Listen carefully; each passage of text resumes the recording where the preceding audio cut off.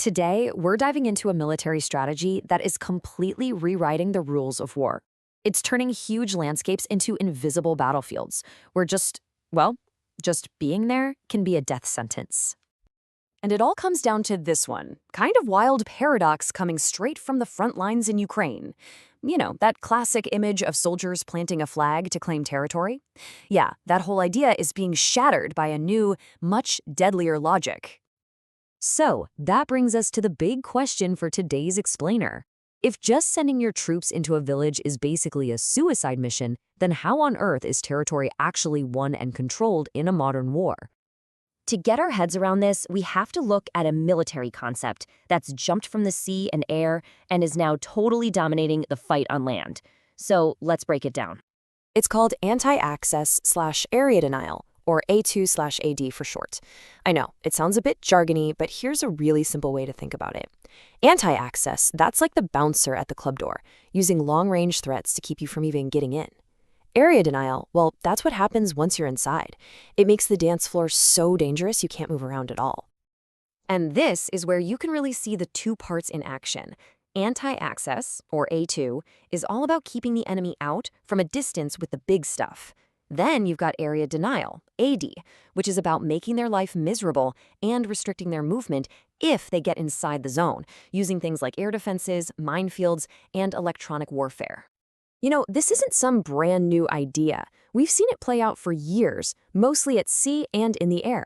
China's A2/AD bubble in the South China Sea makes it incredibly risky for U.S. aircraft carriers to get anywhere close.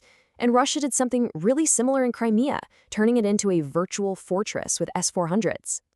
So, what happens when you take this whole concept and apply it to a ground war? Well, Ukraine is where we're seeing this strategy get a radical and frankly terrifying update. Right, so on land, you don't get a nice, tidy bubble. No way. Instead, you get what they call kill webs, these overlapping, layered systems of constant surveillance and remote firepower that make any piece of ground lethally dangerous to set foot on.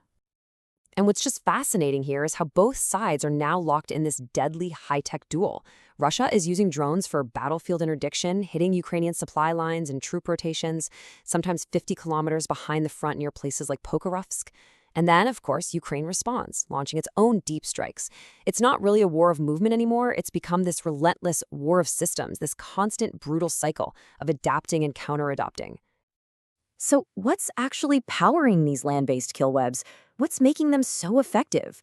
Let's pop the hood and take a look inside the toolbox. You can basically think of it as 4 key tools, the 4 horsemen of this new battlefield. You've got your cheap, super precise FPV drones for close-up strikes. Then you have recon drones acting as the constant, all-seeing eyes.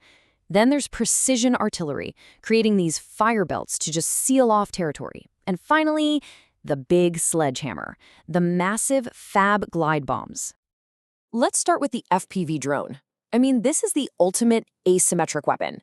For maybe $500, you get a kamikaze drone that can deliver a warhead with pinpoint accuracy, taking out individual soldiers or pieces of equipment worth millions. It is an absolute game changer. And the impact is just staggering. We're hearing reports from the front lines, especially in intense sectors like around Kupiansk, that suggest up to 70% of all equipment losses are now being caused by these little FPV drones. That one statistic tells you everything you need to know about how much the battlefield has changed. Okay, so from the tiny, cheap FPV, let's go to the other extreme, the FAB bomb. This thing is an absolute monster. We're talking 3 tons dropped from a plane 70 kilometers away. It glides to its target and it is nearly impossible to shoot down. It doesn't just damage a fortification in a place like Kostiantinovka. It completely vaporizes it. This is area denial in its most brutal, raw form. And the scale here is just, it's hard to even wrap your head around. To give you some perspective, sources reported that Russia dropped almost 4,400 of these bombs in a single month. That's how you make huge swaths of ground completely uninhabitable, all from a safe distance. So, we've talked about the tech, but what does all of this actually mean for the individual soldier who's stuck on the ground, living inside this kill web? Well, the soldier's entire world has shrunk dramatically. The old way of thinking about controlling ground meant patrols, securing kilometers of terrain. The new reality? It's surviving inside a 50-meter foxhole, where your only real goal is to stay invisible to the eyes in the sky.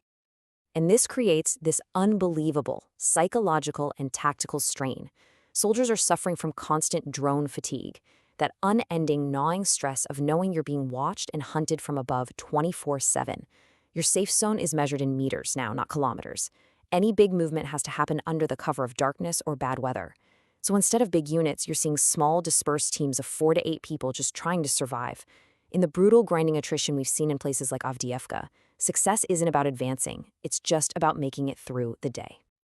Okay, so let's zoom out a bit and really consider the massive implications of this shift. What do these lessons from the front line really mean for the future of war? What we're seeing is a whole new paradigm: control through denial. War is no longer just about taking ground and holding it.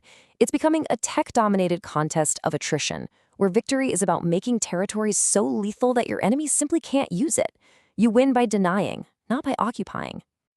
And this has critical lessons for militaries everywhere, especially for NATO as it thinks about potential conflicts in places like the Baltics. Future ground forces absolutely have to be hardened against these threats. Counter-drone systems, electronic warfare, these aren't optional add-ons anymore, they are essential for survival.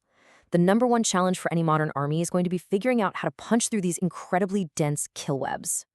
And that leaves us with this one final, pretty provocative question. When the battlefield becomes this deadly, and making any kind of advance is this costly in blood and treasure, does our very definition of victory have to change? In this new era of warfare, is just creating a stalemate simply preventing your enemy from winning the new form of victory?